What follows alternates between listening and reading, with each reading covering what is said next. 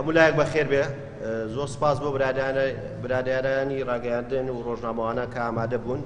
دیارە ئێمە بڕۆکەوە کۆمەڵەیە چالاکوان و ڕۆژنامەنووس و نووسار لێرەدا گربووینێتەوە دەمانەوێت هاوسۆزی و پشتیوانی پاڵپشتی خۆمان بۆ نەخۆشخانەی هیوا لە سلێمانی دەربڕین کە نەخۆشخانەیەکی تایبەتە بە توشبوانی شێرپەنجە بەهۆی ئەو کێشە و گرفتانەی کە ڕوبەڕووی ئەو نەخۆشخانەیە بووەتەوە و بۆ خۆتان دەزانن ئەو نەخۆشخانەیە ئەنی ڕاستە لە سلێمانیە بەڵام خەڵکی ناوچەکانی تر بە تایبەتیش کەرکووک سوودی لێ بینیوە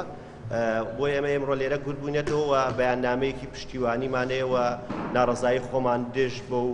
کێشە و گرفتانە و یاخود ئەو چەنگ و تەڵەمەی کە بۆ نەخۆشخانەیە ئەکرێت چ جایی تر بە هەر بیانوەیەک بێت کە ڕوویداوە ئەمش بەیاننامەکەمانە گرتبوونەوەی پاڵپشتی لە نەخۆشخانەی هیوا بەداخەوە ماوەیەکە هەر جارە و بە بیانوەیەک تەنگ و چەڵەما بۆ نەخۆشخانەی هیوا کە تایبەتە بە توشبوانی شێرپەنجە دروست دەکرێت کە ئەم شوێنە بۆتە ماڵێک بۆ نەخۆشانی شێرپەنجە لە هەرێم و شارەکانی تری کوردستان و عێراقیش بۆیە ماوەی ناماوەیەک تووشی کێشەی دارایی و کەمی پێداویستی پزیشکی دەبێتەوە ئەمەش لە ڕاوکەی لای نەخۆش و ڕای گشتی دروست کرا تا ڕادەی بڵاوبوونەوەی دەنگۆی بە ئەهلیکردنی ئەو نەخۆشخانەیە بەڕێزان ڕاستە لە ئێستادا حکوومەتی هەرێم وزارەتی تەندروستی و چەند لایەنێکی حیزبی و حکومی هاتوونەتە سەر هێڵ و بەڵێنی چارەسەرکردنی گرفتەکانی نەخۆشخانەی هیوا و نەخۆشخانەکانی تری تایبەت بە توشبوانی شێرپەنجەیان داوە بەڵام دەبێت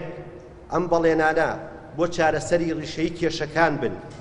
نەوەک تەنها بەڵێنێک بێ بۆ هێوەرکردنەوە و دامرکردنەوەی تووڕەوی ڕای گشتی و پاش ماوەیەکی تر جارێکی تر کێشە و گرفتەکانی کەمی دەرمان و پێداویستی پزیشکی لەو نەخۆشخانەیە سەر هەڵداتەوە بۆیە ئێمە داواکارین نەخۆشخانەکانی تایبەت بە شێرپەنجە لە گشت پارێزگاکان باشترین خزمەت بکرێن هەتاوەکو ژینگەیەکی ئارام بۆ نەخۆشەکان بەردی بێت و لەو ڕۆژەوە ئێمە ئەم داواکاریانە دەخینە ڕوو یەکەم پێویستە حکوومەتی هەرێم بە ئەرکی خۆی هەڵبستێت لە دابینکردنی پێداویستی پزیشکی ئەو نەخۆشخانەیە دووەم پەرلەمانی کوردستان پێویستە بە پەلە دانیشتێکی تایبەت و ئاشکرا لەبارەی ئەو کێشانەوە ئەنجام بدا بە بانگێشکردنی وەزیری تەندروستی و لایەنی پەیوەندیدار سێەم